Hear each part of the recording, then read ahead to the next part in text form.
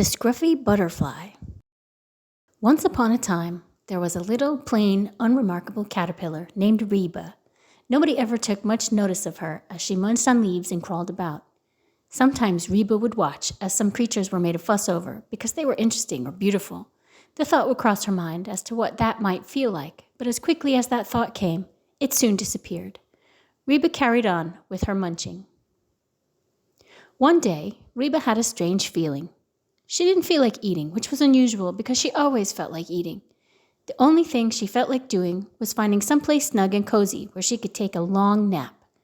She crawled along until she found a place that felt comfortable. Reeba inched to the underside of a tree branch and closed her eyes. Her outer layer of skin grew hard like a seashell. It had become a chrysalis.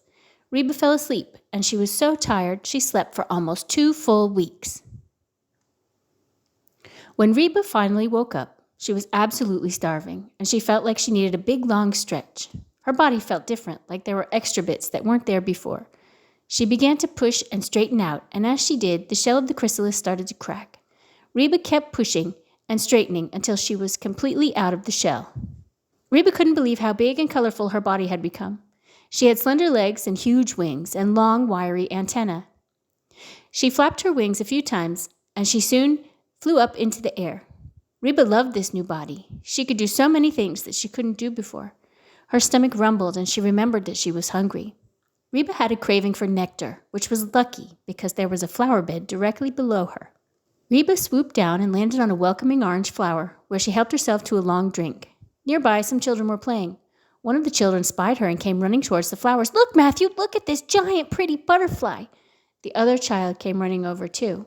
"Wow, it's so big. Let's catch it." Reeba's eyes grew wide when she heard this suggestion, and she immediately flew away.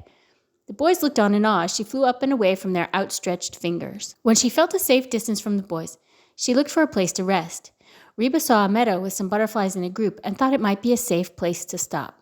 The other butterflies were smaller and not as brightly colored as Reeba, but she didn't think that would matter.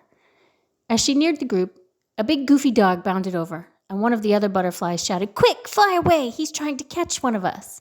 Another butterfly answered, "He's going after that big newbie over there. She'll keep his attention for sure," as he pointed at Reeba. Reeba saw this was true because the dog was making his way right for her. Flustered, she quickly gathered herself and flew up and away as fast as she could. The dog gave chase for a little bit, but was soon distracted by something else and turned around. Reeba flew on until she came to a pond. Feeling thirsty after all the excitement, she decided to stop for a drink. She landed on a lily pad and lapped up the water. After she drank her fill, she spotted her reflection in the pond's surface. "Oh, is that really me?" she wondered. "I guess I am rather remarkable after all," she thought. "Although, if I was less remarkable, I might be left in peace."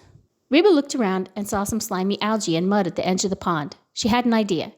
Reeba rubbed her hands into the mud and then onto her wings. She grabbed some of the slimy algae and stuck it on with the mud, and then she looked at her reflection again. Perfect, she thought. Reeba decided that if she was scruffy enough, nobody would make any fuss over her. Still a bit hungry, Reeba decided to go back to the flower bed and have some more of that sweet nectar. She made her way back to the flowers, and as she arrived, the same 2 boys spotted her. "Ew, gross! Matthew, look at that scruffy bug!" The other boy came running over. "Oh, that's disgusting!" shouted the boy called Matthew as he picked up a stone to throw at Reeba. The stone missed her, but it gave her enough of a shock to fly high up into the air at once. Reeba flew back towards the meadow, hoping that the dog was gone, and she could stop for a rest. She saw the group of butterflies, and she made her way towards them. The other butterflies looked at Reeba with pretentious glare. "What are you supposed to be?" asked the nearest butterfly. Reeba was surprised at the question. "Well," she hesitated, "I'm a butterfly, just like you." "You're nothing like me," replied the other butterfly in arrogant objection. "I'm beautiful, and well, you're just scruffy."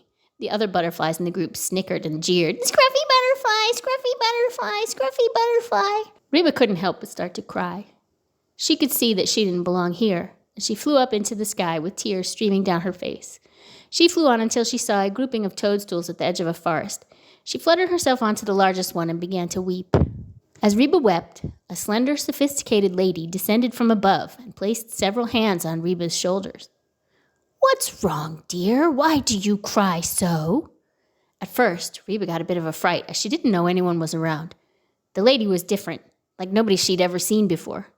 But Reeba told heard the tale of how she had tried to make herself scruffy so she wouldn't attract attention, and when the attention was even worse, and now she didn't know what to do. The lady pondered Reba's predicament, and as she did, she began to spin, as she always did when she was thinking. She spun and thought and thought and spun, until she had knitted a nice little blanket around Reeba, who had finally stopped sobbing. The lady spoke. "You know, I think we are a lot alike, you and I." "How's that?" Reeba asked. "Well, I am often judged on my appearance, too. Some are amazed at my beauty, but most are disgusted at my hideousness. There doesn't seem to be any middle ground.